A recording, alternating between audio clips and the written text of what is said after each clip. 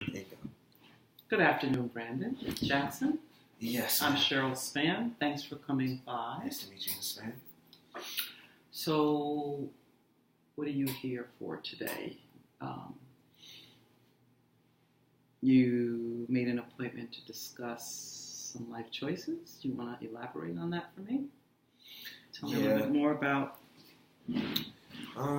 So basically, school's almost out.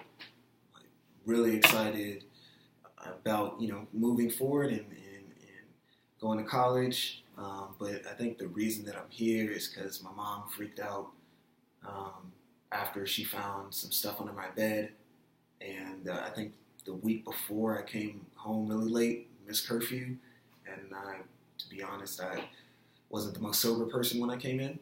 So, I'm sorry, go ahead. No problem. I think she's just worried about me maybe picking up a habit or something. You know how moms are. Yeah, I do actually. So, can you just clarify for me, when you say your mom found some stuff, and you believe she's worried about some habits that you might pick up? Would you care to elaborate on the stuff and the habits you're referring to? Just so I'm clear. I don't want to make any assumptions. I want to hear it in your voice. The stuff is, she found some paraphernalia associated with cannabis under my bed. There was stuff that I use for like my vaporizer. She thinks that the fact that I've been smoking, because I haven't told her anything. She thinks that the fact that I've been smoking, I'm just like this huge stoner kid who, but I guess she doesn't get the fact that when you work really hard, sometimes you just want to have a little fun. So, what I'm hearing is that school is important. Your mom's concerns concern you. That's important. You feel as though you don't have a habit, you can't get a habit, and I think your drug of choice is cannabis? Yes, ma'am. Do I feel like I have a habit? To answer your question, no. Okay. This is like the last part of school. Senior week was last week. That was when I came in the house after curfew. I had been drinking with some friends at a party. And then as far as the marijuana use, the cannabis use, I smoke occasionally. I do use it recreationally. It's not for pain or anything. But sometimes I just, sometimes I like to relax after dealing with a pretty stressful day. So, Brandon, help me understand. So you smoke recreationally, and Yes. you use on occasions. How often do you use? Do you smoke? Would you say? Usually on the weekends. So, 3 or 4 times a week. And alcohol? You said you drink with your friends? Do you drink? Yes. Okay. Now, I don't drink that often. Mm-hmm. I would say that, I recreationally, use cannabis more. Drinking, that was probably the second time I've ever been drunk. Okay. And it just felt really good after, working on this really long project and working on, all my applications for the schools that I want to go to. So those are the pros of drinking. You felt relieved. You felt like you were rewarding yourself because you worked hard. Mm-hmm. Do you see cannabis as the same since you do that more often, or is that? You said you don't think you have a habit, but you do. Mm-hmm. You do smoke on weekends more than you drink. Mm-hmm. Okay, but you don't think you have a habit. Can you just kind of share with me some of the advantages you think you gain by smoking, and then some of the disadvantages, if any? Well, I mean, it doesn't interfere with school because I don't smoke all the time. It's not like I'm getting high at school or smoking before I decide to do something and then I just don't do it. It's more of once the day has kind of already gone by, it's like certain people like to have a glass of whiskey or something, and for me, I kind of like to kick back with what I smoke, and I don't think it's a habit because it's not something that right now I'm craving. Craving, meaning longing for, desire. You don't have any what I'm hearing is you don't think about it when you're not doing it. Mm-hmm. So you don't have any thoughts. Mm-hmm. Yeah, I'm not like, I'm not willing to like go rob or sell, my mother's stuff to go get some weed. It's not a situation like that. It's more that, like I said, sometimes I just kick back, and I think the fact that, she found it under my bed, it was like a secret, and so it shocked her that I was holding that type of secret from her. Okay, and so at that time, what did you say to your mom? I kind of wanted to calm her down. She was a little bit frantic about it, but essentially the only way that, I could help out the situation was just to agree to come and seek counseling with you.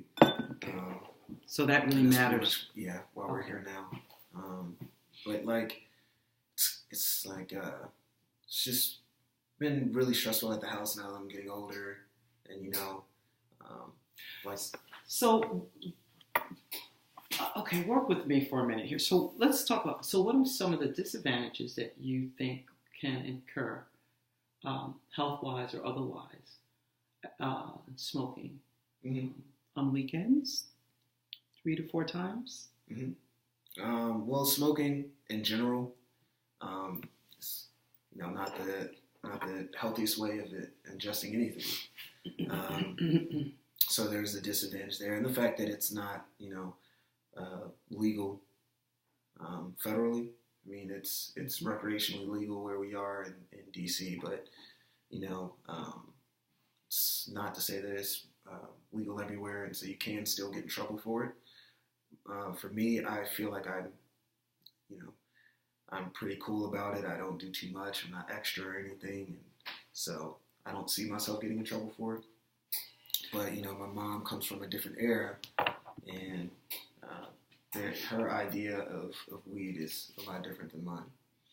Okay, I understand that. As far as your future and weed, getting into school and making sure you don't get in trouble, what excuse me, what type of controls have you put in place, boundaries, to make sure that you don't impact or impede the chances of going away to school? Is that something that you mentioned you were thinking about doing, preparing? Because it's your last year, so this is a very important year. Well, absolutely, and it's been tougher. I mean, I found myself doing a lot more extracurriculars. Like I've been involved in working with the robotics program that we have at our school, and that's been really, really fun. Oh, that sounds fascinating. And that's what happened the week of senior week. And so that's why when that finished up, a couple of friends of mine and we just, went to a party and had a really good time. Is this the area of interest you're considering in college? Yes.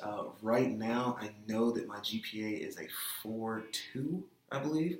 And so that's not even high. Oh, thank you. That's not even really high enough to go to where I want to. But maybe when I write my essay, that could help me kind of sneak past anybody that's competition.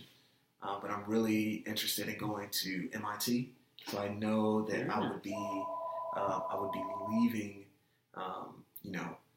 my mother and brother, and that's kind of been bothering me because, they've helped me get to the point that I am here, and I just feel like, my mother throws kind of little subtle shots here and there, my brother too, about, almost making me feel bad that I'm in the position that I am to move forward and pursue school in the first place. So I hear that you're a little ambivalent and conflicted about pursuing your dreams and going to school versus supporting your mom with your brother. So is your dad around? I think, no, your dad passed. So, what are your thoughts about pursuing your dreams, and how do you plan to share that, if at all, with your family? should make your decision. Have you have you met with your excuse me advisor or anyone to? I have spoken, with my advisor at the school. I've spoken with my mother. I've spoken with my brother, and it's kind of like I was really young when all of this happened with my father. Sure. So as far as like having a good image of him, I don't have the greatest. My older brother tells me about him all the time. My mother tells me about him all the time, and I know that he was an athlete, and he was really good. I mean, and he played for the home team, so that was really cool. But he passed unexpectedly, and when that happened, it put a lot of pressure on my older brother, and he ended up staying in town, even though he was really good at football too. Okay. Really, really good at football. And he could have gone anywhere. But it looked like, our mother really needed his help. And so he ended up staying, and it's kind of like a cycle. Like it's kind of like they want me to do the same thing. But I see what my brother could have been, and I don't want to be in that same situation. So family is very important to you. Very. And fulfilling your dad's legacy as an athlete is also important to you. So, yeah, I mean, just the fact that our dad was able to chase his dream and attain it, that's something that I want to do too. So I may not be good at sports like my brother and him, but I'm really good at building things. Building things, okay. So, have you had any conversation with your mom? Yeah, about and your feelings? She kind of makes me feel bad about it, Like how? Tell me about that. How does she make you? What types of activities or conversations have you had where you feel that she's you feel guilty? She'll say things in passing, like she makes a big deal about like if I don't take out the garbage, or like if I don't make sure that certain things in the house are taken care of, like. My brother takes care of most of the bills. He's been working since he was like 16. I've been working too, and so that was another reason why I wasn't in too many extracurricular activities except for this past year. Sure. And so I quit my job that I had been working for the past 2 years, and it was with a family friend, and he's really cool. But I told him about it, and he was like really excited. Even almost as excited as I was, and so it seemed like he really understood. And for my mother and brother kind of not to get where I'm coming from with that has been really bothersome. So, what types of activities do you think you need to or want to engage in to come up with a plan of action that could possibly satisfy the family need and your own personal needs? Do you want to talk about the pros and cons? We can look at, should you decide to go locally to school, maybe transition out later or transfer, or having a family meeting. Have you given any consideration as to how you might want to just approach your family and be heard? And are they amenable, do you think? I think that, if they, if somebody else was kind of in the room and was hearing everything that was going on, then maybe we could come to, better understanding of each other and the situations. And it just seems like,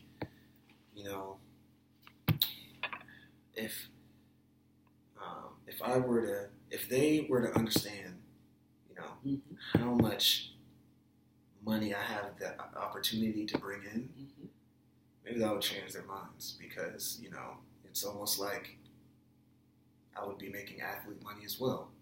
And so even though I'm not an athlete, and like my brother and my dad, I can still help support the family. And MIT is not that far from DC. I just feel like if I ever needed to go back at any point in time, I could. Okay. But I think that, maybe if you were willing to allow my brother and my mother to come in and maybe discuss this and if in a future meeting. You're reading my mind. I was going to actually ask you if that's something you wanted to do to set up our next appointment to explore those avenues and ideas with your family. I'm very interested in it. And who would I talk to in order to set that up? Well, we can schedule something here, and then when you report back to your mom, let her know that you actually met with me, and this is the plan you'd like to execute. We can all get on the same page and come up with a date and time, and then I'll go from penciling you in to putting you in based on the date that you and your family can meet, and where my schedule will allow. All right, that sounds good to me. That sounds like a very admirable thing to do, and I really wish you all the well. I'm almost certain whatever comes out of this meeting will be in the best interest of your family, because your family, from what I hear, is very important to you. All right, thank you. So, I'll look to hear from you, Mr. Jackson. All right. Have a good day. Thank you. You too. And that was almost exactly 15.